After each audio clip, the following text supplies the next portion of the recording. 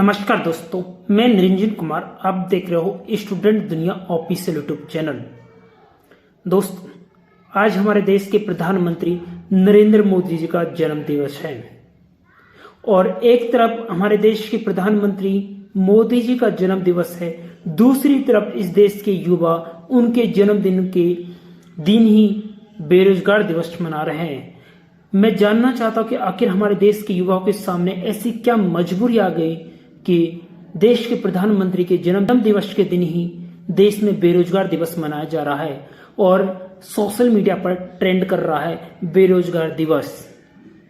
दोस्तों, मैं आपको कुछ ट्विटर पर बहुत सारे यूजर्सों के कमेंट और पोस्ट दिखाऊंगा कि आखिर वो इन पोस्टों के जरिए सरकार को क्या निर्देश देना चाहते हैं। उससे पहले आपको मैं एक रिपोर्ट बताता हूं।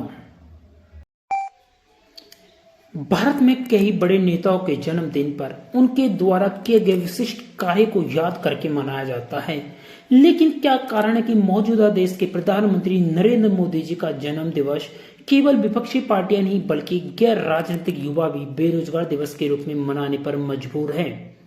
2014 के लोकसभा चुनाव को जीतने के लिए नरेंद्र मोदी जी ने युवाओं को 2 करोड़ रोजगार प्रतिवर्ष देने का चुनावी वादा किया था, लेकिन मोदी जी ने अपने वादे के उलट रोजगार देने की जगह रोजगारों के अवसर को खत्म करने पर लग गए। एक अनुमान के मुताबिक भारत में अकेले इसी वित्तीय वर्ष में अब तक 3 करोड़ नौकरियां खत्म हो चुकी हैं। भारत का युवा जानना चाहता है कि 60 लाख से अधिक खाली पड़े सरकारी पदों को तुरंत भरने से मोदी जी को कौन सी शक्तियां रोक रही है, क्योंकि भारत में तो आप सर्वाधिक शक्तिशाली हैं। बना 56 इंच के द्वारा युवा को नौकरी प्रदान कर सख्त बनाने जैसे पूर्ण कार्य को संपन्न से कोई स्वदेशी शक्तियां क्यों रोकेगी? कौन है जो आपको भर्तियों के नोटिफिकेशन जारी करने से रोक रहा है? कौन है जो परीक्षाओं की तारीख किसी कोर्ट केस की तरह आगे खिसकाता चला जा रहा है? कौन है जो युवाओं की ज्वाइनिंग लेटर देने से रोक रहा है? आशा है कि इन सभी सवालों का जवाब आप अपनी अगली प्रेस वार्ता में जरूर देंगे। सार्वजनिक उपक्रमों के विनिवेश की खबरें पहले भी सुनी थी, लेकिन अब सार्वजनिक उपक्रमों के मित्रीकरण की खबरें बड़ी चौंकाने वाली है।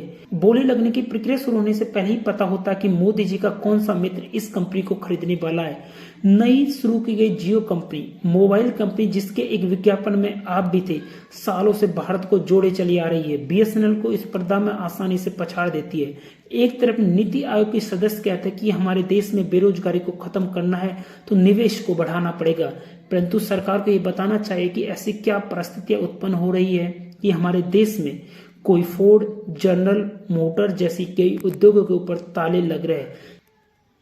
मेक इन इंडिया खोखले बब्बर शेर की याद अभी मिटी भी नहीं, लेकिन मोदी जी ने आत्मनिर्भर भारत का नया जुमला गढ़ युवा को चढ़ाना फिर से शुरू कर दिया है। प्रधानमंत्री मोदी जी के शब्दों में शायद बढ़ती बेरोजगारी के साथ महंगाई की दोहरी मारी आत्मनिर्भर बनाना कहलाती हो।